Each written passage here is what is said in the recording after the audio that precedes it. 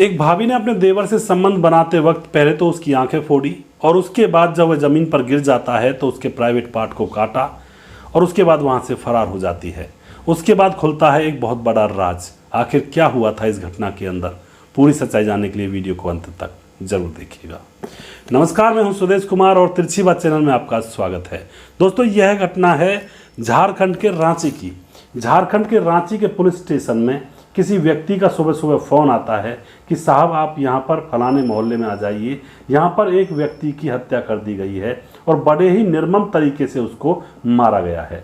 Police यह जैसे ही सुनती है तो दबे पांव वहाँ पर पहुँच जाती है और जाकर देखती है कि वाकई में ही उस लड़के के साथ जाति की गई थी। उसकी आंखें बाहर निकली पड़ी थी, उसके प्राइवेट पार्ट को काटा गया था और उसके साथ बुरी तरह से अत्याचार किया गया था। पुलिस अब मामले का पता लगाने लगती है और वहीं पर देखती है कि उस लड़के की जो माँ होती है वह ज़ोर ज़ोर से रो रही होती है, क्योंकि यह लड़का मरा हुआ मिला था अपने ही घर के कमरे में। तो माँ ज़ोर ज़ोर से रो रही होती है। पुलिस माँ से पूछती है कि आखिर हुआ क्या, तो वह बूढ़ी माँ कहती है कि हमें तो पता नहीं, कोई अज्ञात आया और इसको मार करके चला गया। उसके बाद पुलिस वहीं पर जांच पड़ताल करने लगती है और फिर जब पुलिस जांच पड़ताल करती है तो वहाँ पर पता चलता है कि इसकी जो भाभी है वह जब इसकी मौत हुई तभी अपने मायके चली गई। तो पुलिस को बड़ा शक होता है। दरअसल दोस्तों, जो भाभी होती है उसका नाम होता है सुषमा और यह होता है नीरज। दोनों देवर भाभी का यहाँ पर किस्सा चलता है। अब पुलिस तुरंत उसके मायके जाती है और उस भाभी को अरेस्ट करती है, उससे सख्ती से पूछताछ करती है। तो यहाँ पर भाभी कुछ घबरा जाती है और फिर सारी घटना पुलिस को बताती है।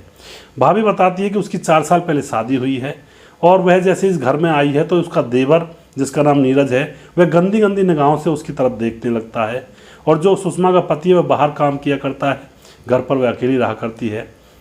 यहाँ पर वह किसी से कहती नहीं है, क्योंकि वह किसी से कहती तो उसकी भी बदनामी होती।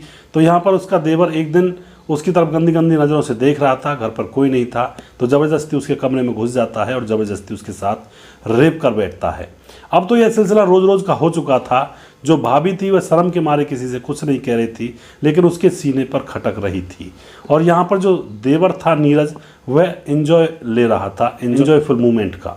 दोस्तों, अब यहाँ पर धीरे धीरे कुछ समय गुजरता है तो वह भाभी परेशान हो जाती है और उससे छुटकारा पाना चाहती है और वह एक दिन प्लान बना लेती है कि अब इसको रास्ते से ही हटाना पड़ेगा।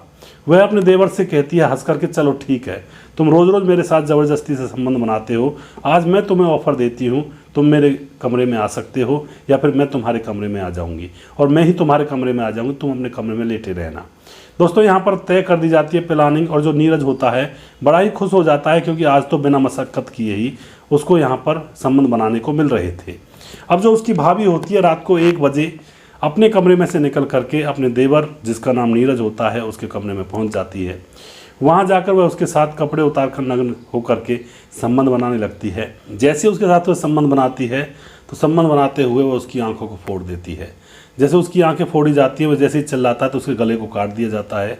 और फिर जब वह मर जाता है फिर भी भाभी का मन नहीं भरता है।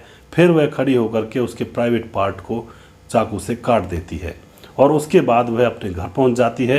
और सुबह जैसे ही लोगों को पता चलता है कि उसकी किसी ने हत्या कर दी तो भाभी अपना बैग उठाती है और अपने मायके पहुंच जाती है। और यही उसकी सबसे बड़ी गलती थी।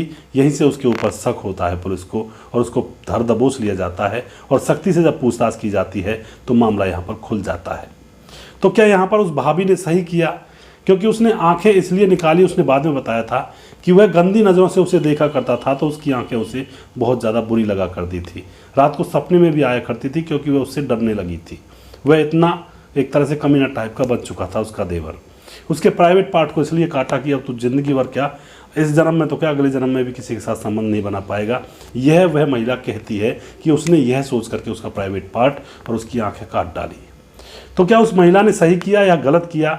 दोस्तों, एक देखा जाए तो उसने सही किया, जिसने उसका शोषण किया उससे बदला ले लिया। लेकिन दूसरे तरीके से यह गलत भी है, कानून को अपने हाथ में नहीं लेना चाहिए। और तीसरा तरीका यह भी गलत है कि अब वह पूरी ज़िंदगी भर जेल में रहेगी, उसका पूरा जीवन खराब हो गया। अब वह इस जीवन में अच्छी तरह से जी कर नहीं जाएगी और बुढ़ापे में उधर से निकली भी तो, वरना बीमारियाँ इतनी चली हुई हैं, किसी न किसी बीमारी के कारण उसकी मौत भी हो सकती है।